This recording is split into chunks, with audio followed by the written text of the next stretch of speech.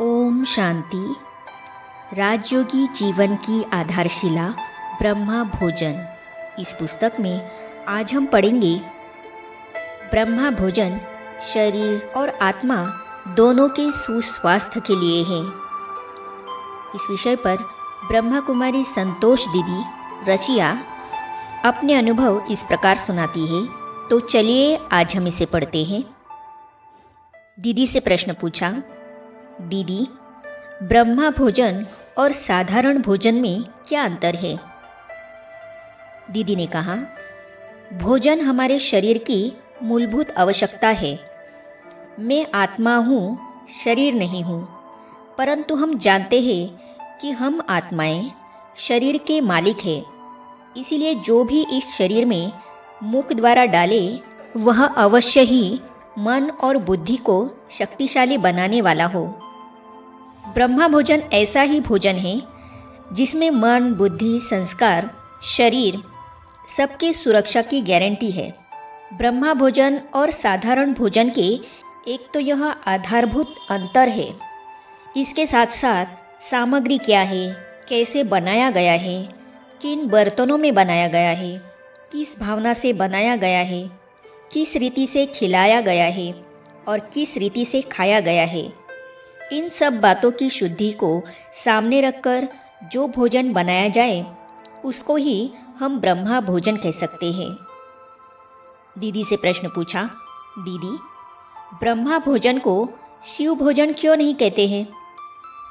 दीदी ने उत्तर में कहा, परमपिता परमात्मा शिव के भंडारे से पलने वाले यज्ञ वत्सों को तथा घर गृहस्थ में ट्रस्टीपन की भावना से जीने वाले ब्रह्मा कुमार कुमारियों को भोजन कैसे खाना है, कितना खाना है, कब खाना है, किस स्थिति में खाना है, किस रॉयल्टी में रहकर खाना है, यह ब्रह्मा बाबा और मम्मा ने सैंपल बनकर दिखाया। इसीलिए ब्रह्मा भोजन नाम पड़ा है। दीदी से प्रश्न पूछा, दीदी शिव बाबा के भंडारे से हम भोग लगाते हैं, तो क्या शिव बाबा और ब्रह्मा बाबा खाते हैं? दीदी ने उत्तर में कहा, इस मनुष्य सृष्टि रूपी वृक्ष का बीज शिव बाबा है। हमें जो कुछ भी इस सृष्टि से प्राप्त है वो सब इनसे ही तो मिला है। जड़ और चेतन सबके मालिक के रूप में उन्हें ही याद करते हैं। वह हमारा पिता भी है, परंतु है तो निराकार। और ब्रह्मा बाबा भी अब सूक्ष्म शरीर में हैं। वे भोजन का कोई स्थूल अंश स्वीकार नहीं कर सकते हैं, लेकिन उनकी याद है उनके प्रति आभार प्रकट कराने के लिए। सूक्ष्म वतन की याद में हमें कैसे बैठना है, ब्रह्मा बाबा को कैसे इमर्ज करना है, ये जो विधि हमने सीखी है इसमें हम दोनों को इमर्ज करते हैं। शिव बाबा को ब्रह्मा के सूक्ष्म तन में इमर्ज करते हैं। जब हम उन्हें खिलाते हैं, खाएंगे तो दोनों ही नहीं, लेकिन उनके प्रति जो हमारा प्रेम और आदर का भाव है वो भासना दोनों ही पिता स्वीकार करते हैं और उस स्मृति से हमें तृप्ति महसूस होती है। इसीलिए जो भी हमने बनाया वह पहले भगवान के सम्मुख रखा, स्वीकार कराया, और जब भगवान ने खाया तो फिर वह हमारे लिए भोग हो गया। दीदी से प्रश्न पूछा, ट्रांसविजन और याद में बैठकर भोग लगाने में क्या अंतर है? किसी आत्मा के निमित्त भोग लगाएंगे तो कौन सी बातें ध्यान में रखेंगे? दीदी ने उत्तर में कहा, ट्रांसविजन में और याद में बैठकर भोग लगाने में थोड़ा सा अंतर यह आता है कि ट्रांसविजन में संदेशी खिलाने का अनुभव प्राप्त करती है और सूक्ष्म इशारों से संदेश देती है, फिर बाप दादा से वापस उत्तर प्राप्त करती है। याद में बैठकर भी हम स्नेहमयी और एकाग्र चित्त स्थिति से ईश्वर को शुद्ध भोजन का भोग लगाने के सुंदर अनुभव पा सकते हैं। बाकी जिस किसी के निमित्त हम भोग बनाएंगे तो यह ध्यान रखेंगे कि उसे क्या अच्छा लगता था। ये सब हम बाबा के माध्यम से उस आत्मा तक पहुंचाते हैं या बाबा उसे इमर्ज करते हैं। जैसे ब्रह्मा बाबा के लिए 18 जनवरी को हम भोग बनाते हैं उसमें थोड़ी सिंधी रोटी, थोड़ी सींगी की सब्जी, थोड़ी मखनी दाल और कोकी बनाते हैं। ये अक्सर ब्रह्मा बाबा खाते थे। ऐसे ही अन्य दिवंगत वरिष्ठ जनों के लिए भी बनाएंगे। कहने का भाव है कि कुछ ऐसी चीज़ें बनाएंगे जो वे खाते थे। जगदीश भाई साहब का हमें पता है वे क्या खाते थे, तो कुछ ऐसी 2-3 चीज़ें प्रेम पूर्वक बनाकर भोग की थाली में सजाएंगे।